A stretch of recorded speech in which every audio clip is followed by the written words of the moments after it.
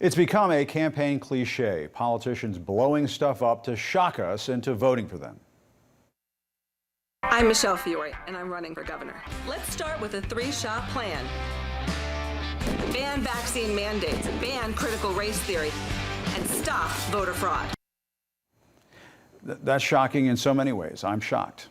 But hold on. Nobody blows things up like Republican Congresswoman Marjorie Taylor Greene. Budget. And in 2022, I'm going to blow away the Democrat socialist agenda.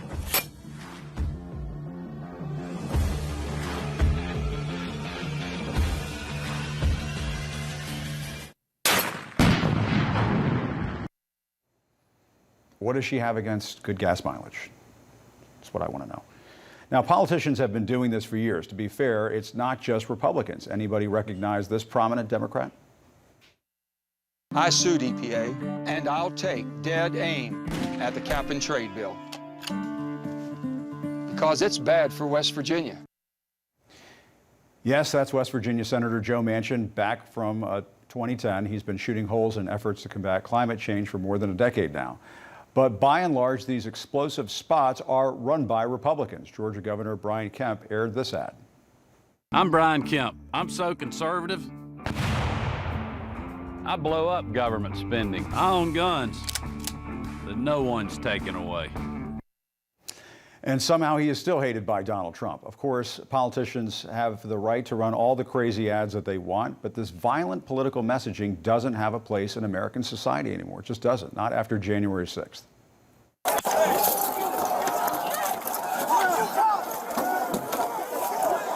Not after the supporters of the former president resorted to violence to try to overturn the results of a free and fair election, and not with Trump still lying about what happened that day. He released this statement this week, repeating the big lie, saying the insurrection took place on November 3rd, Election Day. January 6th was the protest. That is delusional, of course. But Trump says he's launching a new platform to amplify these lies. He's been booted off of Twitter and Facebook, so he's starting his own social media brand. He's going to call it Truth Social. Now, there are rules on truth. For example, apparently you can't say anything bad about Trump. And when Trump and other users post their messages, they're going to be called truths. $100 says Trump's first truth on truth will be a lie because he's a liar.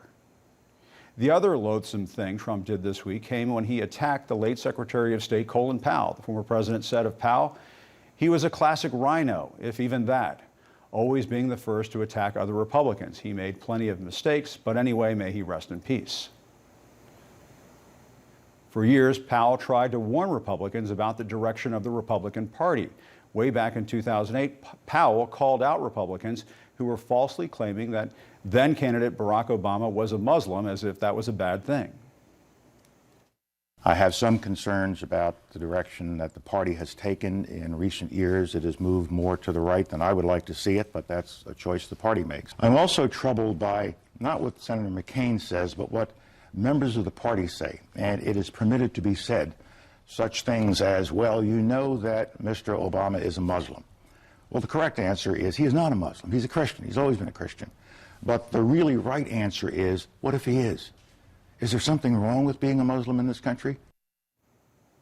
Taking your party on and telling some tough truths, that is true leadership. Colin Powell also repeatedly tried to sound the alarm about Donald Trump. I could not possibly vote for this individual. The first thing that troubled me is the whole birthers movement. And birthers movement had it to do with the fact that the President of the United States, President Obama, was a black man. That was part of it.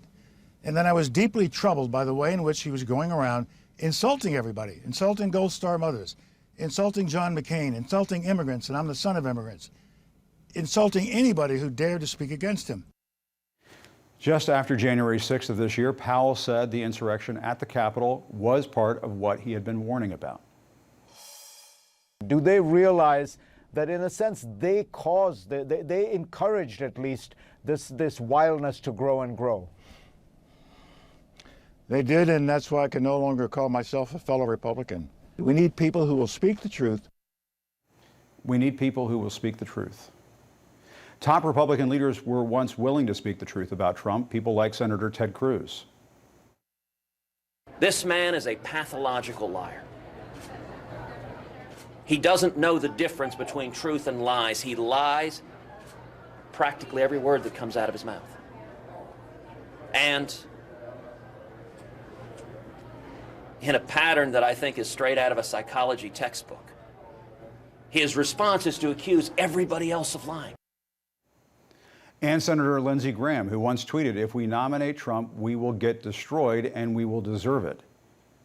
If Republican politicians want to blow things up, if they want to shock us, then do this before it's too late, before there is more political violence in this country. Tell the truth. He lost. He lost. You can practice this at home in front of a mirror. Just say the words. He lost. You know ignoring him will not make it go away. Kissing the ring will not make it go away. Impersonating him certainly will not make it go away. He will find new ways to disgust you and betray you because there is no bottom. There hasn't ever been a bottom, and there never will be a bottom. His soul is a black hole, swallowing up the nearest, weakest objects around him. Blowing up a Prius in a TV ad doesn't make you look tough. It makes you look ridiculous.